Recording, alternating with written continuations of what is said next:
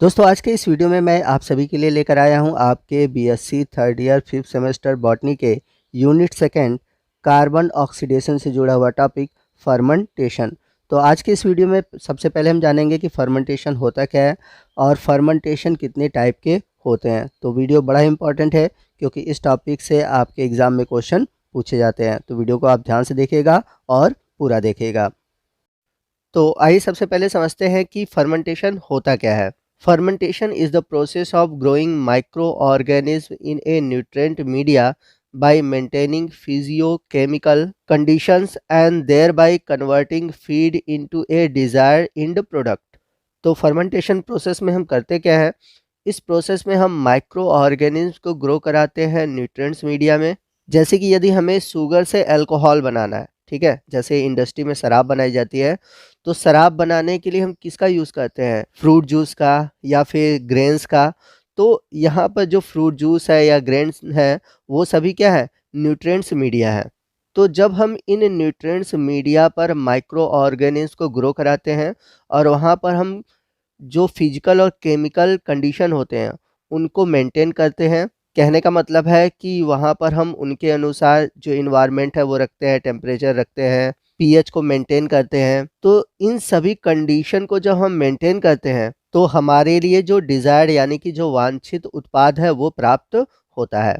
तो जैसा कि मैंने बताया कि अगर हमें अल्कोहल इंडस्ट्री में अल्कोहल प्रोड्यूस करना है, ठीक है, तो उसके लिए हम क्या लेते हैं, उसके लिए हम लेते हैं फ्रूट जूस या वेजिटेबल्स या फिर ग्रेन्स लेते हैं। फिर हम उसमें माइक्रो ऑर्गेनिज्म को ग्रो कराते हैं। अब यहाँ पर डिपेंड करता है कि वह फर्मेंटेशन ऑक्सीजन के प्रेजेंस में हो रहा है या फिर ऑक्सीजन के अब्सेंस में हो रहा है, वो डिपेंड करता है फर्मेंटेशन के टाइप्स पर। तो उसके बाद जब हम हर इन्वायरमेंट को बैलेंस कर देते हैं, चाहे वो फिजिकल इन्वायरमेंट हो या फिर केमिकल सब्सटेंस हो, तो लास्ट में हमें क्या मिलता है, कार्बन डाइऑक्साइड मिलता है और अल्कोहल मिलता है। तो यहाँ पर अल्कोहल जो है वो है हमारा डिज़ायर इंड प्रोडक्ट। तो ये तो बात हुई फर्मेंटेशन के डेफिनेशन की। तो यहाँ पर हम फर्मेंटेशन को फ्लो चार्ट के थ्रू समझ सकते हैं। यहाँ पर आप देख सकते हैं माइक्रो ऑर्गेनिज्म के रूप में लिया हुआ है ईस्ट। इसके बाद आपको चाहिए कोई मीडिया, यहाँ पर आपके लिए ये है फर्मेंटेशन मीडिया के रूप में हमने लिया हुआ है शुगर। अब फर्मेंटेशन करने के लिए एक इंस्ट्रूमेंट या फिर कह सकते हैं इक्विपमेंट की ज़रूरत पड़ती है जिसे हम बोलते हैं फर्मेंटर। तो इस फर्मेंटर के अंदर हम फिजिकल और केमिकल जो कॉम्बिनेशन है या फिर जो कंडीशन है उसको कंट्रोल करते हैं और कंट्रोल करने के बाद हमें प्रोडक्ट के रूप में मिलता है अल्कोहल। तो यहाँ पर हमने देखा कि जो फर्मेंटेशन का प्रोसेस है वो हमने फर्मेंटर के अंदर कराया है और फर्मेंटर आपके सिलेबस में भी इंक्लूड है। तो इसके बारे में हम आगे स्पेशली किसी वीडियो में डिटेल से बात करेंगे। अभी आज के इस वीडियो में हम फर्मेंटेशन के बारे में जानेंगे। The basic principle involve in the industrial fermentation technology is that organism are grown under suitable condition by providing raw materials meeting all the necessary requirements such as carbon, nitrogen, salt, trace elements and vitamins। तो जो industrial fermentation होता है तो उसमें हम क्या कहते हैं, सूटेबल कंडीशन प्रोवाइड कराते हैं। अब सूटेबल कंडीशन क्या है, सूटेबल कंडीशन जैसा कि मैंने बताया कि फिजियो और केमिकल कंडीशन होता है। जैसे कि सबसे पहले हम यूज़ करेंगे फर्मेंटर जिसके अंदर फर्मेंटेशन होता है। अब इसके अंदर आपको कुछ कंडीशन चाहिए होते हैं। कंडीशन में क्या होता है, जैसे कि सबसे पहले होता है टेम्परेचर, फिर उसके बाद होता है पीएच यानी कि जो सूटेबल मीडिया है उसका पीएच क्या है। उसके बाद देखना है कि जो फर्मेंटेशन हो रहा है वो ऑक्सीजन के प्रेजेंस में हो रहा है या फिर अब्सेंट में हो रहा है। और सबसे ज़रूरी है न्यूट्रिशन। तो न्यूट्रिशन वो है जो कि आपको चाहिए फर्मेंटर के अंदर माइक्रो ऑर्गेनिज्म को ग्रो कराने के लिए।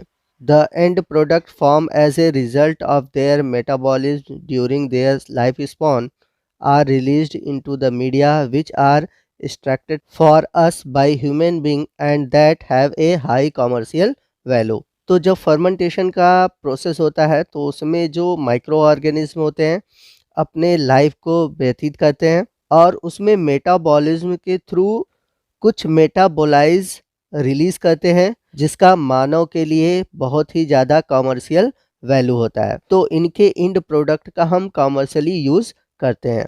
आइए नेक्स्ट हम बात करते हैं फर्मेंटेशन के टाइप्स की। Fermentation are classified into different types depending on different criterias. तो जो फर्मेंटेशन है, फर्मेंटेशन को हम अलग अलग क्राइटेरिया पर बांट सकते हैं। अगर हम बात करें on the basis of oxygen requirement, fermentation are classified into two groups, first aerobic and second anaerobic. तो यदि हम ऑक्सीजन के रिक्वायरमेंट के आधार पर देखें तो फर्मेंटेशन दो तरह के होते हैं। पहला है एनारोबिक फर्मेंटेशन और सेकंड है एरोबिक फर्मेंटेशन। तो आइए वन बाय वन हम दोनों के बारे में जानते हैं। तो सबसे पहले हम बात करते हैं एरोबिक फर्मेंटेशन की। A large number of industrial process all those called fermentation are aerobic in nature since they are carried on by aerobic microorganism. तो आपको बता दें कि जो मैक्सिमम फर्मेंटेशन होता है या नेचर में जो फर्मेंटेशन होता है वो एनएरोबिक होता है, यानी कि ऑक्सीजन की अनुपस्थिति में होता है। परंतु जो औद्योगिक प्रक्रियाएं हैं यानी कि जो इंडस्ट्रियल प्रोसेस है वहाँ पे किण्वन जो होता है वो एरोबिक होता है, क्योंकि वहाँ पर हम एरोबिक सूक्ष्म जीवों को यूज़ करते हैं। In modern day aerobic fermentation process the fermenter is provided with an aeration through which sterile air is forced in and agitator with which the medium is continuously mixed. तो जो modern aerobic fermentation हो रहे हैं इसमें हम fermentation को एक जलवाहक यानी कि वायु उपकरण एरिएशन में करते हैं। कहने का मतलब ये है कि एरोबिक फर्मेंटेशन में हम वायु उपकरण प्रदान कराते हैं जिसके माध्यम से जो स्टेराइल एयर है उसको इंड्यूस किया जाता है, जिसके कारण वो लगातार माध्यम में मिश्रित होता रहता है और पूरे इन्वायरमेंट को एरोबिक बना देता है। Thus, aerobic condition can be generated in the closed fermentation vessels with submerged cultures। तो इस प्रकार से जो एरोबिक कंडीशन है क्लोज फर्मेंटेशन वेसल्स में प्रयोग किए जाते हैं, मतलब जनरेट किए जाते हैं। और आपको बता दें कि एरोबिक फर्मेंटेशन के थ्रू एसिटिक एसिड यानी कि विनेगर तैयार किया जाता है, पेनिसिलिन तैयार किया जाता है। आइए नेक्स्ट हम बात करते हैं एनएरोबिक फर्मेंटेशन की। तो जैसा कि नाम से क्लियर है कि एनएरोबिक जो फर्मेंटेशन होता है वो ऑक्सीजन के अब्सेंस में होता है। तो इस प्रोसेस में जितने भी माइक्रो ऑर्गेनिज्म या फिर बैक्टीरिया यूज़ होते हैं वे सभी एनएरोबिक होते हैं।